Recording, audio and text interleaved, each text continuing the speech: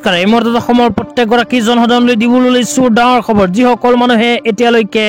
চৰকাৰী ঘৰ পোৱা নাই সেই সকল মানুহে ভিডিঅ'টোত ক্লিক কৰিছে যদি অনুগ্ৰহ কৰি ভিডিঅ'টো স্কিপ নকৰি প্ৰথমৰ পৰা শেষলৈ চাই থাকিব কিয়নো অসম চৰকাৰে আকৌ নতুনকৈ আৰম্ভ কৰিব চৰকাৰী ঘৰৰ আবেদন তো যিসকল মানুহে চৰকাৰী ঘৰ পোৱা নাই সেই সকল মানুহে এই সুযোগতে লাভ কৰিব পাৰিব চৰকাৰী ঘৰ তো অসম চৰকাৰে কেতিয়া আবেদন আৰম্ভ কৰিব আৰু চৰকাৰী ঘৰলৈ নতুনকৈ কি আপডেট লৈ আহিছে জানিবলৈ অনুগ্ৰহ কৰি ভিডিঅ'টো স্কিপ নকৰি প্ৰথমৰ পৰা শেষলৈ চাব আৰু মোৰ চেনেলত নতুন হলে প্লিজ চেনেলটো সাবস্ক্ৰাইব কৰি মোৰ লগত থাকিব আৰু ভিডিঅ'টো শ্বেয়াৰ কৰি আপোনালোকৰ বন্ধুবৰ্গক চোৱাৰ কাৰণে সুযোগ প্ৰদান কৰিব তো আপোনালোকে মোবাইল স্ক্ৰীনত চাব পাৰিছে অসম চৰকাৰে কেবিনেট বৈঠকত এখন চৰকাৰী ঘৰলৈ ডাঙৰ সিদ্ধান্ত গ্ৰহণ কৰিছে তো চৰকাৰী ঘৰলৈ কেবিনেট বৈঠকত কি সিদ্ধান্ত গ্ৰহণ কৰিছে আপোনালোকক এতিয়া বিস্তাৰিত জনাইছো অনুগ্ৰহ কৰি ভিডিঅ'টো স্কিপ নকৰি প্ৰথমৰ পৰা শেষলৈ চাই থাকিব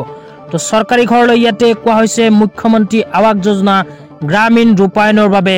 নিৰ্দেশনা চৰকাৰে কিন্তু মুখ্যমন্ত্ৰী আৱাস যোজনা আৰম্ভ কৰিবলৈ গৈ আছে তো অসমৰ যিসকল দুখীয়া এতিয়ালৈকে চৰকাৰী ঘৰ পোৱা নাই সেই সকল দুখীয়াক মুখ্যমন্ত্ৰী আৱাস যোজনাৰ অধীনত প্ৰদান কৰিব চৰকাৰী ঘৰ তাৰ পিছত আৰু লিখা আছে মুখ্যমন্ত্ৰী আৱাস যোজনা গ্ৰামীণ ৰূপায়ণৰ বাবে নিৰ্দেশনাৰ অনুমোদন PMAYG ৰূপায়ণ পালন কৰিবলগীয়া প্ৰধানমন্ত্ৰী আৱাস যোজনা গ্ৰামীণৰ কাঠামো এটা ঘৰৰ একক ইউনিটত খৰচ হ'ব 1,30,000 টকা যিটো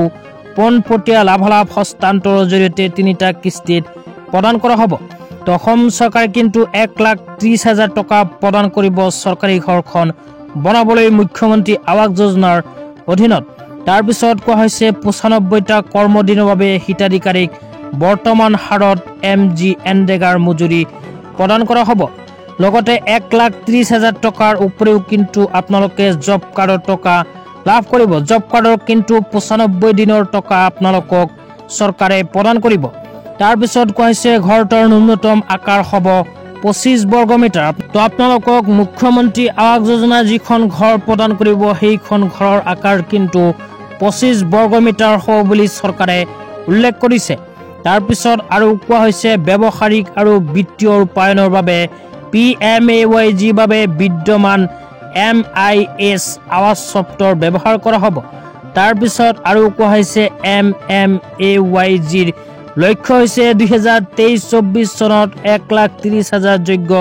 হিতাধিকাৰীক ঘৰ প্ৰদান কৰা তাৰ পিছত আৰু কোৱা হৈছে লগতে PMAYG হিচাপত একে পৰিমাণৰ সাহায্যৰে চাহ বাগিচাৰ শ্ৰমিক লাইনত 13,000 ঘৰ নিৰ্মাণ কৰা হ'ব 10% অতি দৰিদ্ৰ হিতাধিকাৰীক আৱাস সফ্ট ৱেটিং লিষ্টৰ পৰা নিৰ্বাচিত কৰা হ'ব যিসকল মানুহৰ নাম চৰকাৰী ঘৰৰ ৱেটিং লিষ্টত আছে সেই সকল মানুহৰ ভিতৰত কিন্তু 10% মানুহক অসম চৰকাৰে প্ৰদান কৰিব মুখ্যমন্ত্ৰী আৱাস যোজনাৰ ঘৰ তো যিসকল দুখীয়াই এতিয়ালৈকে চৰকাৰী ঘৰ পোৱা নাই এই সকল দুখীয়াই অহা 2024 চনৰ প্ৰথমতেই কিন্তু